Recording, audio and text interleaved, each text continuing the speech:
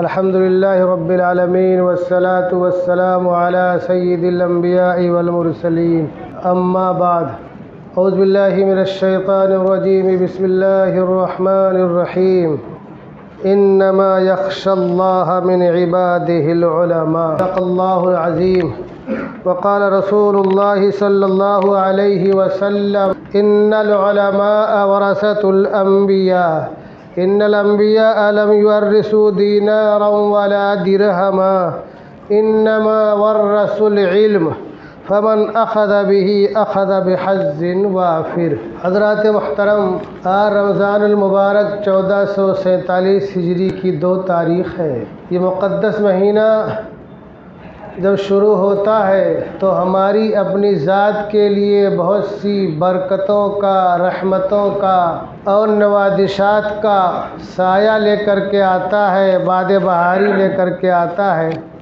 اس کے ساتھ ساتھ بر صغیر میں ایک عام رواج ہے کہ لوگ اپنے زکوٰۃ، عطیات اور صدقات رمضان المبارک میں نکالتے ہیں، جبکہ حقیقت یہ ہے کہ جس دن آپ مالک نصاب ہوئے، جس دن چاہے شوال ہو، ذی القعدہ ہو، ذی الحجہ ہو، کوئی مہینہ عربی قمری عربی مہینے کے حساب سے، اگلے سال اسی دن آپ پر سال پورا ہو گیا اور آپ پر زکوٰۃ لازم ہو گئی۔ سال گزر گیا، پورا ہو گیا تو لازم ہو گئی۔ تو جس دن ہمارا سال مالک نصاب ہونے سے پورا ہوتا ہے، اسی دن ہمیں زکوٰۃ کا حساب کر کے نکال دینا چاہیے۔ لیکن اپنے یہاں ایک مزاج بن گیا ہے، لوگ ان دنوں کو یاد نہیں رکھتے ہم کب مالک نصاب ہوئے اور ہمیں کب زکوٰۃ نکالنی تھی۔ لوگ عام طور سے رمضان ہی میں نکالتے ہیں۔ اب اس کی وجوہات کیا ہے تو اللہ بہتر سمجھتا ہے، لیکن ہو سکتا ہے کہ اللہ تعالیٰ اس میں نوافل کو فرائض کے برابر اور فرائض کا اللہ کتنا ثواب بڑھائے گا، اس کو کوئی سوچ نہیں سکتا ہے۔ تو لوگ یہ سوچ کر کے کہ اس میں ثواب بہت زیادہ بڑھ جائے گا، اور چونکہ اللہ تبارک و تعالیٰ کے پیارے حبیب صلی اللہ علیہ وسلم بھی رمضان میں بہت زیادہ سخاوت کیا کرتے تھے، تو آپ صلی اللہ علیہ وسلم کی سنت پر بھی عمل ہو جائے گا۔ ہو سکتا ہے اسی نسبت سے لوگ رمضان میں زکوٰۃ، صدقات، عطیات زیادہ نکالتے ہیں۔ میں آج جو بات کہنا چاہتا ہوں وہ یہ ہے کہ ہمارے ذہن میں کچھ ایسی باتیں ہیں جو ختم نہیں ہوتی ہیں۔ سب سے پہلی بات تو ہمارے ذہن میں یہ رہتی ہے کہ جو علماء آ رہے ہیں چندہ لینے کے لیے، حفاظ، علماء، مدرسین، میں یہ بتا دوں اس میں بہت پائے کے بڑے بڑے عالم ہوتے ہیں، کئی کتابوں کے مصنف ہوتے ہیں، بہت سے ایسے ہوتے ہیں جن کی قدر و منزلت علماء میں اور فقہ اکیڈمیوں میں، سیمیناروں میں بہت زیادہ ہوتی ہے، وہ خود اکیڈمی ہوتے ہیں، لیکن اللہ کی نسبت پر، اسلام کی نسبت پر، کلمے کی بقا کے لیے اور ہماری نسلوں میں ایمان کیسے باقی رہے، اس کے لیے اتنا لمبا سفر کر کے آتے ہیں۔ اب ہم کیا کرتے ہیں، کچھ چیزیں ہمارے ذہن میں بیٹھی ہوئی ہیں جو ہم برابر پوچھتے ہیں، تمہارے پاس تصدیق ہے؟ فلاں کی تصدیق، فلاں کی تصدیق۔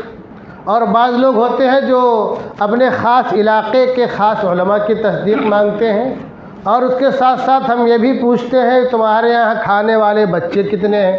اگر کھانے والے بچے نہیں تو ہم زکوٰۃ کی رقم نہیں دیتے۔ میں یہ کہنا چاہتا ہوں کہ آپ تصدیق دیکھنے کی کوشش کیجئے، لیکن بہت زیادہ جرح مت کیجئے، بہت زیادہ آپ جرح مت کیجئے۔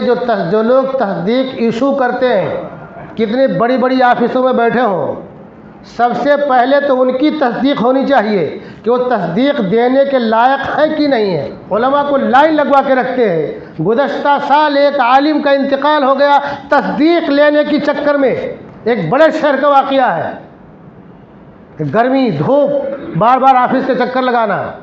اگر تصدیق ہے کیا نہیں ہے، آپ کا دل مطمئن ہے، آپ چندہ دے دو۔ اگر آپ خوردہ گیری پر آؤ گے، خوردہ گیری سمجھتے ہو نا، باریک باریک چیزیں پوچھنے پر آؤ گے، تو تم جب مرو گے تو جب اللہ تمہارا حساب لینے پر آئے گا، جب اللہ خوردہ گیری پر آئے گا تو تم کیسے بچو گے؟ یہ تو نہیں سوچتے ہو کہ تم کو مرنا بھی ہے، اللہ کا حساب بھی دینا ہے۔ اللہ نے تم کو چند ٹکے دے دیے، چند سکے دے دیے، چند ارب روپیے دے دیے، تم نے اپنے آپ کو پتہ نہیں کیا سمجھ لیا، اب خوردہ گیری پہ آ کے یہ تصدیق وہ تصدیق فلانا دھماکہ فلاں علاقے کے۔ تم یہ کیوں نہیں سوچتے ہو اگر اللہ تبارک و تعالیٰ تمہارے ساتھ حساب لینے پر آ جائے، تمہاری باریکیوں کو دیکھنے پر آ جائے گا، تو کیا تمہاری بخشش ہوگی، تمہاری مغفرت ہوگی؟ وہاں تو اس کی بخشش بس جانے دو، جانے دو، یعنی اللہ کی نظر عنایت ہوتی رہے، جانے دو تو بخشش ہو گئی، مغفرت ہو گئی۔ تو یہ سوچو کہ جو علماء آ رہے ہیں، مدرسین آ رہے ہیں، اساتذہ آ رہے ہیں، حفاظ آ رہے ہیں، قراء آ رہے ہیں، ہم ان کے ساتھ خوردہ گیری نہ کریں، جو دینا ہے ہم دے دیں۔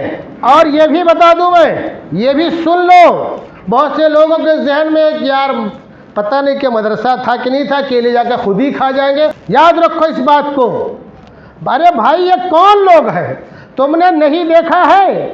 قلت للفقر أين تقيم قال في عمائم العلماء۔ ہم نے محتاجگی سے، تنگ دستی سے پوچھا، ارے تو کہاں، تیرا قیام کہاں ہے، تیرا پڑاؤ کیا ہے؟ تو محتاجگی و غربت کیا بولتی ہے؟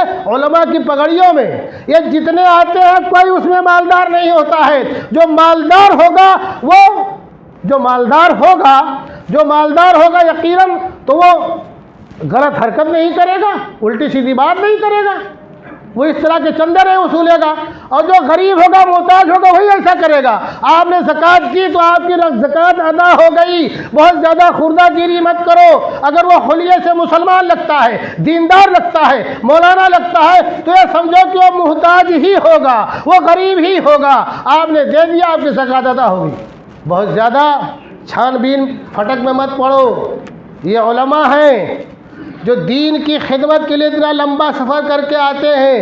علماء کی قدر و منزلت پوچھو ان لوگوں سے جو علم کی قدر جانتے ہیں۔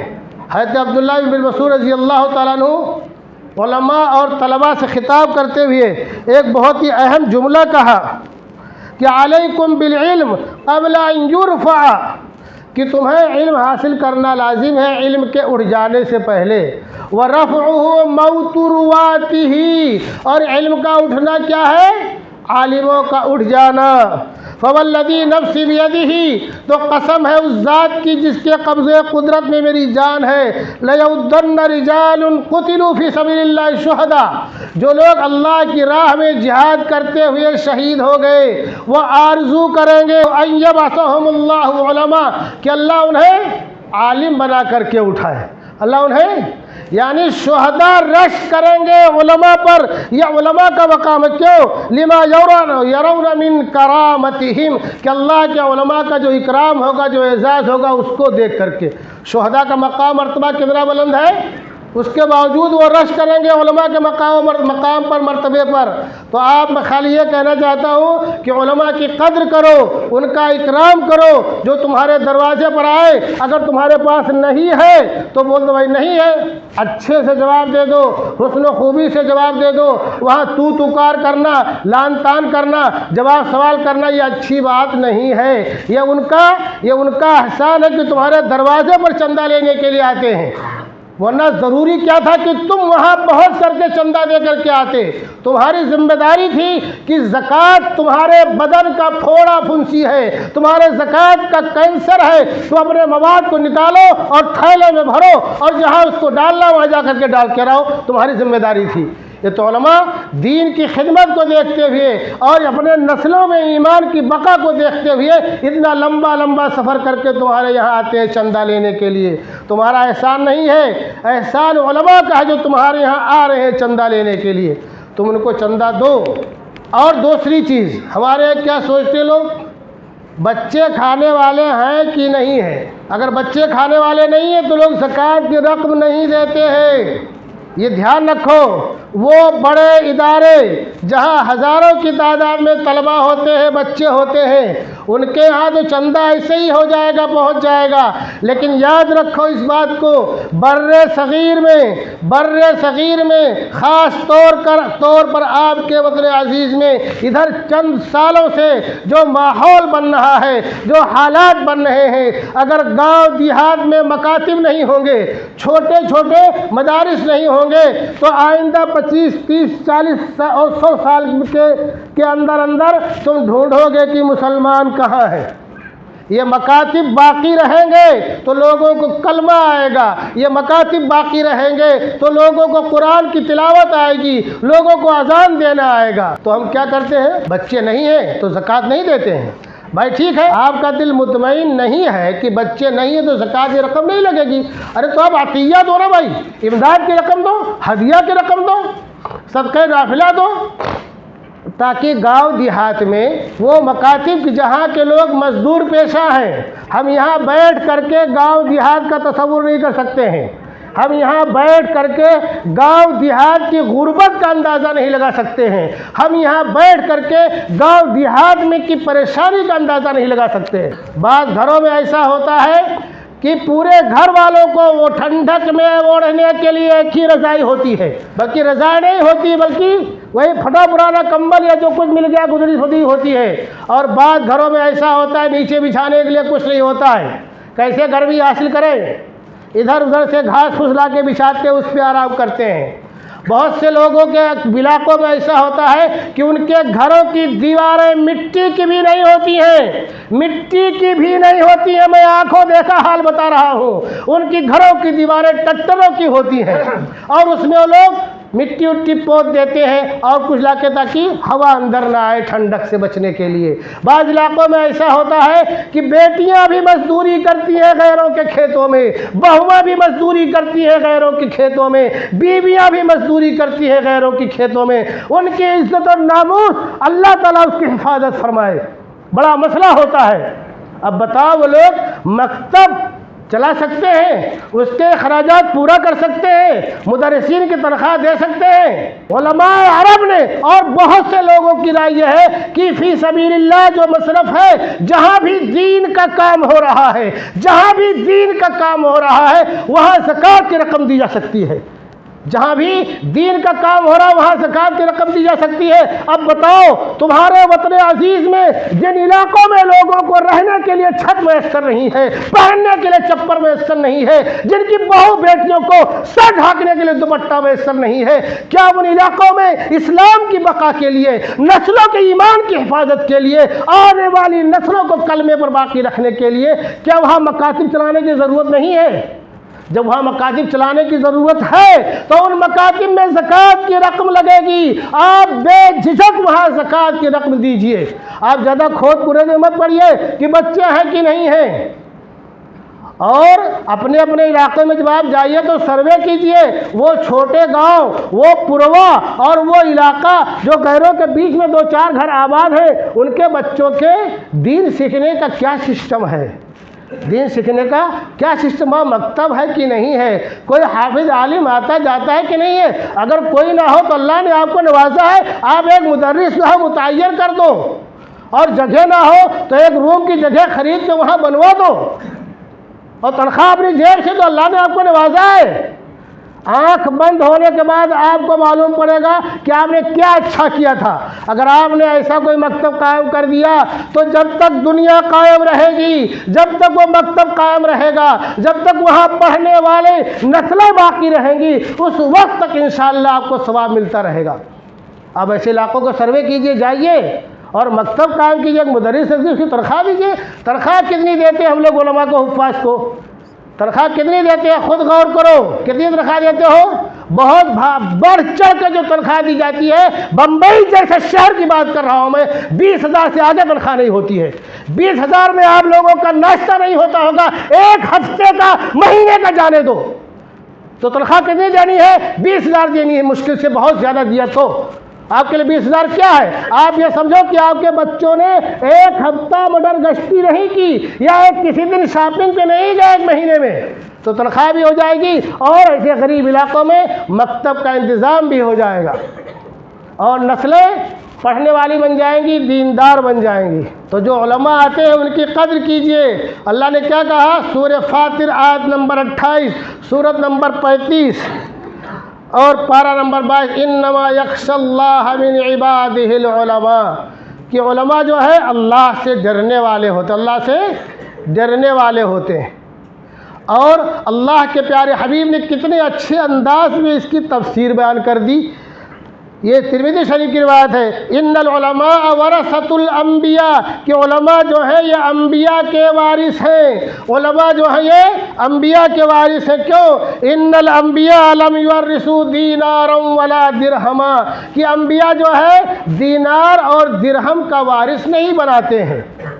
انما ورثوا العلم، وہ علم چھوڑ کر کے جاتے ہیں، علم کا وارث بناتے ہیں۔ فمن اخذ بحظ وافر، تو جس نے علم حاصل کیا بہت بھاری چیز اور بڑی چیز حاصل کی۔ میں نے یہ حدیث کا ٹکڑا اس لیے پڑھ دیا ہے تاکہ ہمارا ذہن صاف رہے، ہمارے ذہن میں کبھی کوئی فطور نہ آئے علماء کے تعلق سے، حفاظ کے تعلق سے اور قراء کے تعلق سے جو چندہ لینے کے لیے آتے ہیں، کبھی ہم ان کو گری نگاہ سے نہ دیکھیں، ہم یہ سمجھیں کہ ہمارے محسن ہیں، ہمارے قوم کے محسن ہیں، ہماری نسلوں کے محسن ہیں، جو ہمارے یہاں آ کر کے ہماری زکوٰۃ کی رقم جو کہ ہمارا میل کچیل ہے اس کو لے جا رہے ہیں اور اس کو صحیح مصرف میں خرچ کریں گے، صحیح مصرف میں خرچ کریں گے۔ ہمیں ان کی ہمت افزائی کرنی چاہیے، ان کی حوصلہ افزائی کرنی چاہیے، ان کی قدر کرنی چاہیے، کبھی ان کو گری نگاہ سے نہیں دیکھنی چاہیے۔ اگر ہم نے ان کو گری نگاہ سے دیکھا، حقارت سے دیکھا، تو اللہ کے رسول کا کیا فرمان ہے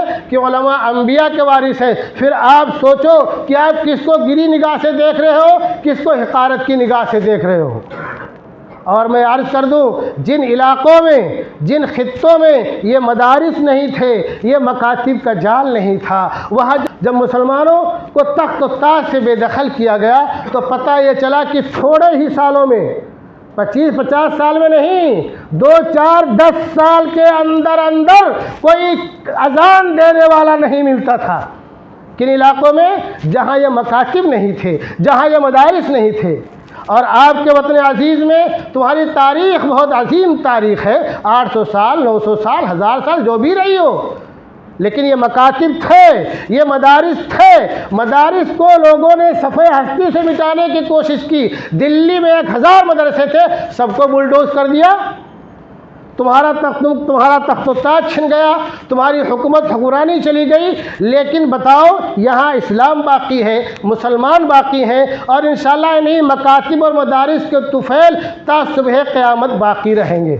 تو جہاں مسلمانوں کی عظیم طاقت تھی، سب سے بڑی طاقت تھی، اور وہاں بھی 800-900 سال مسلمانوں نے تخت و تاج کو سنبھالا تھا، وہاں سے جب بے دخل کیے گئے تو چند سالوں میں کوئی کلمہ پڑھنے والا نہیں ملتا تھا، کوئی مسجد میں اذان دینے والا نہیں ملتا تھا۔ اور یہاں جب وہی صورتحال ہوئی تو یہاں کیوں مسلمان باقی رہ گئے؟ اذان دینے والا باقی رہ گیا، نماز پڑھانے والا باقی رہ گیا، قرآن کی تفسیر کرنے والا باقی رہ گیا۔ اس کی وجہ یہی تھی کہ یہاں مدارس تھے اور مکاتب تھے، چھوٹے چھوٹے مدرسے، چھوٹے چھوٹے مکتب، یہ سب تھے۔ یہ اس کے طفیل میں اللہ تبارک و تعالیٰ نے بر صغیر کے مسلمانوں کو مسلمان باقی رکھا، اور اصلاح قیامت تک باقی رکھیں گے۔ اور یہ قربانیاں کن لوگوں کی تھی؟ یہ علماء کی قربانیاں تھیں، ان حفاظ کی قربانیاں تھیں جنہوں نے گلی گلے اور علاقے علاقے کوچے کوچے میں مدارس اور مکاتب کا جال پھیلایا اور بچھایا۔ تو ہمیں مدارس کی قدر کرنی چاہیے، چھوٹے ہوں چاہے بڑے ہوں، گاؤں دیہات میں ہو چاہے شہر میں ہو، اور اپنی حیثیت کی بقدر ان کا تعاون کرنا چاہیے۔ اور زکوٰۃ دینے کے سلسلے میں بالکل بے جھجک ہمیں دے دینا چاہیے۔ فی سبیل اللہ کا مصرف، فی سبیل اللہ جو 7واں مصرف ہے، جہاں بھی دینی کام ہو رہا ہے وہاں زکوٰۃ کی رقم دے سکتے ہیں۔ لہذا جہاں بچے کھانے والے ہوں چاہے نہ ہو، دین کا کام ہو رہا تو آپ زکوٰۃ کی رقم دے سکتے ہیں۔